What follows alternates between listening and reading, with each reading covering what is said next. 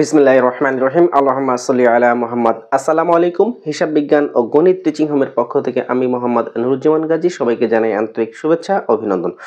প্রিয় একাদশ ও দ্বাদশ শ্রেণীর শিক্ষার্থী বন্ধুরা, আজ আমি তোমাদের সাথে ধারাবাহিক আলোচনার পরিক্রমায় অংশীদারি ব্যবসায় অধ্যায় 2 অর্থাৎ হিসাব বিজ্ঞান দ্বিতীয় পত্রের যে অধ্যায়টি নিয়ে আমি আলোচনা করছি সেটির আজ পঞ্চম পর্ব নিয়ে তোমাদের সাথে হাজির হয়েছি। বন্ধুরা, আজকের অঙ্কটি তোমাদের জন্য খুবই গুরুত্বপূর্ণ। যারা 2025 এইচএসসি পরীক্ষার্থী আসো, সাথে যারা একাদশ শ্রেণীতে আসো, তাদের জন্য খুবই গুরুত্বপূর্ণ। তো উভয়ের জন্য আমি বলতে চাই গুরুত্বপূর্ণ আজকের বিষয়টি তোমাদের শেখা। তো আমার সাথে শেষ পর্যন্ত থাকবা এবং এই অঙ্কটি আজকে শিখে নেবা, কারণ অনেকেই এই অঙ্কটি তোমাদের মধ্যে সমস্যা মনে হয়। তো আজকে এই বিষয়টি আমি একেবারে ক্লিয়ার করে দেব যে কিভাবে আমি আজকে করাবো হচ্ছে অংশীদারদের মূলধন সমন্বয় হিসাবের নিয়মাবলী। একটি অংশ করাবো, সেটি কি অংশীদারদের প্রারম্ভিক মূলধনের পরিমাণ নির্ণয়। আচ্ছা, সমন্বিত মূলধন হিসাব কিভাবে তৈরি করতে হয় এই বিষয়টি আমি তোমাদেরকে শেখাবো। অর্থাৎ তোমার অঙ্কে কিভাবে থাকলে তুমি বুঝতে পারবা এটা অংশীদারদের মূলধন সমন্বয় হিসাব। দেখো, আমি একটা চেনার উপায় লিখে রাখছি এখানে, চেনার উপায়। দেখো এখানে লিখছি চেনার উপায়। চেনার উপায় অর্থাৎ অংশীদারদের মূলধন সমন্বয় হিসাব, এটা তুমি কিভাবে চিনতে পারবা? তো তুমি দেখো, এই অঙ্কে সমাপনী মূলধন দেওয়া থাকবে। এই অঙ্কে কি দেওয়া থাকবে? সাধারণত আমরা দেখি অংশীদারি ব্যবসায়ে প্রারম্ভিক মূলধন দেওয়া থাকে, সমাপনী মূলধন দেওয়া থাকে না। তো এই অঙ্কটা যখন আসবে তখন তোমার কি, তুমি দেখো সমাপনী মূলধন দেওয়া থাকবে, ওইটা থেকে প্রারম্ভিক মূলধন বের করে নিতে হবে। তা যদি তুমি বের করতে না পারো তাহলে অঙ্কটি তোমার হবে না। ঠিক আছে? তো আমরা আজকে একটি বোর্ডের অঙ্ক দিয়ে, অর্থাৎ সিলেট বোর্ডের একটা অঙ্ক আসছে, এই অঙ্কটি দিয়ে তোমাদের এই অংশীদারদের প্রারম্ভিক মূলধনের পরিমাণ নির্ণয়টা শিখিয়ে দেবো, কিভাবে অংশীদারদের মূলধনের পরিমাণ নির্ণয় করতে হয়। অর্থাৎ এই দেখো, আমি বলেছি কি একটা উপাদান যদি তুমি মনে রাখতে পারো তাহলে কিন্তু তোমার এই অঙ্কটি পুরাটাই ক্লিয়ার। তো চলো, আমরা খুব বেশি কথা বলবো না। আমি লিখেছি অংশীদারদের প্রারম্ভিক মূলধনের পরিমাণ নির্ণয়। অঙ্কটিতে চলে যাব। দেখো এখানে ক, খ, গ তিনজন অংশীদার। তো লেখো এখানে ক টাকা, খ টাকা আর গ টাকা, আর এখানে লিখেছি আমি বিবরণ। ওকে, ফাইন। এরপর দেখো কি বলছে, এদের বন্টনের অনুপাত ছিল, এটা হচ্ছে সিলেট কত 2022 অঙ্কটি আসছে। আমি পূর্ণাঙ্গ অঙ্কটি করাবো, কিন্তু আজকে খণ্ড অংশ অংশীদারদের মূলধনের পরিমাণ নির্ণয়টা করে তোমাদেরকে দেখাবো, যেটা তোমাদের বলছিল এখানে খ নাম্বার রিকোয়ারমেন্টে।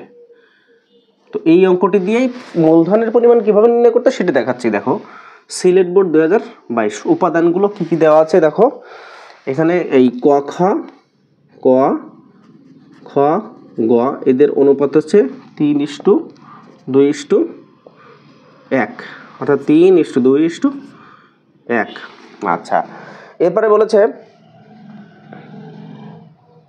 অংশীদারদের উত্তোলন লভ্যাংশ, বছর শেষে অংশীদারদের উত্তোলন লভ্যাংশ ক্ষয়ের বেতন সমন্বয় করার পর তাদের মূলধন হিসাবের উদ্বৃত্ত ছিল যথাক্রমে 45,000। দেখো সমাপনী মূলধন দেওয়া আছে, সবকিছু সমন্বয় সাধনের পর সমাপনী মূলধন কত দেওয়া আছে? 45, 36 আর 28,000।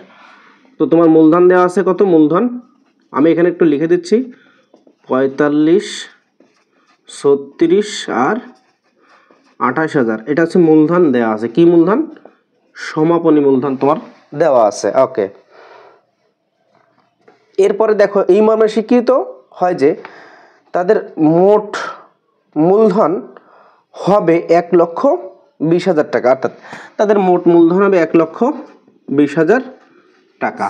ওকে, এরপরে বলেছে দেখো মূলধন ও উত্তোলনের উপর 5% সুদ ধার্য করতে হবে। আচ্ছা, ভালো কথা, যা গত বছর সমন্বয় করা হয়নি, সমন্বয় করতে হবে। তাহলে তাদের উত্তোলনের পরিমাণ ছিল 8,000, 10,000 আর 5,000। 8, 10 আর 5 উত্তোলন ছিল কত বন্ধু? 8,000, 10,000 আর 5,000, এই ছিল তোমার। এরপরে কি বলছে? খ মাসিক 1,000 টাকা বেতন পাওয়ার অধিকারী। আচ্ছা, মাসে খ 1,000 টাকা বেতন পাবে। খ কত বেতন পাবে? 1000 টাকা। ক্ষয়ের বেতন সমন্বয়ের পরে মুনাফা ছিল, অর্থাৎ এই অঙ্কে মুনাফা থাকবে। মুনাফা কত? 54,000 টাকা। আচ্ছা, এরপরে বলছে যে অংশীদারদের পূর্ণ সমন্বিত মূলধনের বন্টন দেখাও। অংশীদারদের প্রারম্ভিক মূলধনের পরিমাণ নির্ণয় করো আর লাভ ক্ষতির সমন্বয় হিসাব তৈরি করো। তো বন্ধু, আজকে আমি তোমাদেরকে করে দেখাবো কি, শুধুমাত্র সমাপনী মূলধনটা কত সেটা আমি তোমাদেরকে দেখাবো। দেখো এখানে মূলধনের পরিমাণ কত দেওয়া আছে? 45, 36 আর 28,000। এই টাকাটা একটু তোমরা লেখো। সমাপনী মূলধন, সমাপনী মূলধন কত টাকা? 45,000 টাকা, 36,000 টাকা আর কত? 28,000 টাকা। 45, 36 আর 28,000 টাকা। আচ্ছা, এই অঙ্কটার নিয়ম হচ্ছে কি, প্রারম্ভিক মূলধন নির্ণয় করতে গেলে দেখো এখানে কি করা লাগবে? যোগ উত্তোলন। যোগ উত্তোলন লিখতে হয়। উত্তোলন কে কে করছিল? 8,000, 10,000, 5,000। লিখে বলো 8,000, 10,000 আর 5,000। তো তুমি যোগ নামাও একবারে। 53,000, 46,000 আর 33,000। ওকে, ফাইন। এরপর তুমি বাদ লিখবা বেতন। বাদ বেতন। বেতন কত টাকা? 1,000 টাকা করে না? কার বেতন ছিল? ক্ষয়ের বেতন ছিল। তো বাদ বেতন তুমি লেখো হচ্ছে কত? ক্ষয়ের ঘরে 12,000।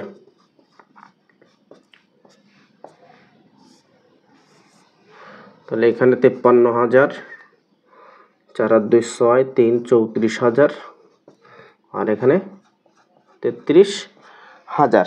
তাহলে কত?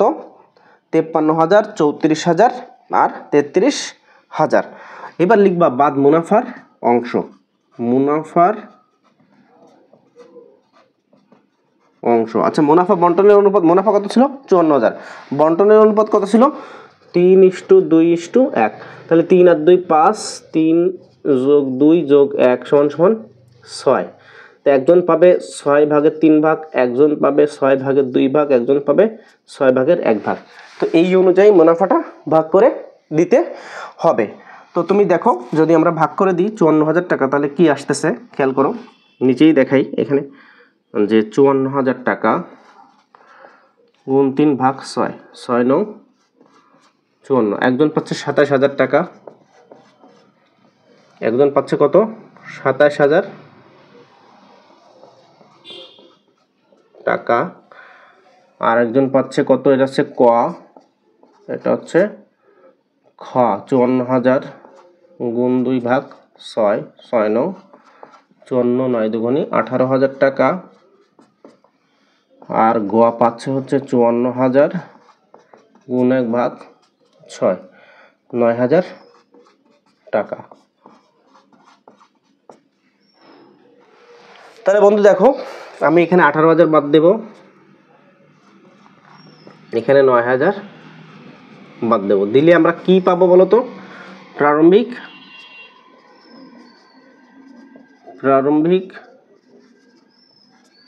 মূলধন কত টাকা? একটু বাদ দিয়ে দেখো।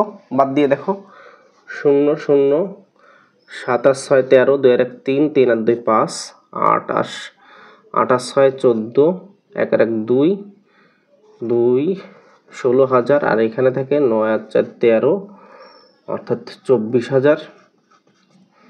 এটা হচ্ছে তোমার প্রারম্ভিক মূলধন। এটা কি বন্ধু? এটা তোমার প্রারম্ভিক মূলধন। 26,000, 16,000 আর 24,000। দেখো আমি সহজ করে বোঝানোর চেষ্টা করলাম একটি অঙ্ক দিয়ে। সেটি কি? সিলেট বোর্ড 2022 এই অঙ্কটি এসছে অংশীদারদের সমন্বিত মূলধন হিসাবের অঙ্ক। আর এই অঙ্কটি তুমি কিভাবে চিনতে পারবে আমি আবার একটু হাইলাইটস করতেছি। তুমি সমাপনী মূলধন দেওয়া থাকবে, এই অঙ্কটিতে সমাপনী মূলধন দেওয়া থাকবে। আর আমাকে যদি বলে প্রারম্ভিক মূলধনের পরিমাণ নির্ণয় করো, সেক্ষেত্রে আমি কিভাবে নির্ণয় করব, তাই তো? তো প্রথমে আমি লিখবো হচ্ছে সমাপনী মূলধন। সমাপনী মূলধন তোমার অঙ্কের মধ্যেই দেওয়া থাকবে। সমাপনী মূলধনের দেখো এখানে সবগুলো দেওয়া ছিল, আমি লিখে নিয়েছি। তো লিখে আমি এইভাবে লিখলাম, এর সাথে যোগ লিখতে হয় উত্তোলন। এর সাথে কি লিখতে হয়?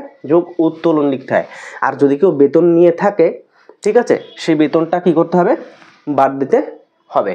এরপরে তুমি দেখো বেতনের কথা এখানে বলা ছিল নিশ্চয়ই, কি বলা ছিল বেতন, আর একটু ক্লিয়ার করে দিচ্ছি। দেখো এখানে বেতন ছিল যে খ মাসিক 1000 টাকা বেতন পাওয়ার অধিকারী, তো খ এর বেতনটা তুমি বাদ দিয়ে দিবা।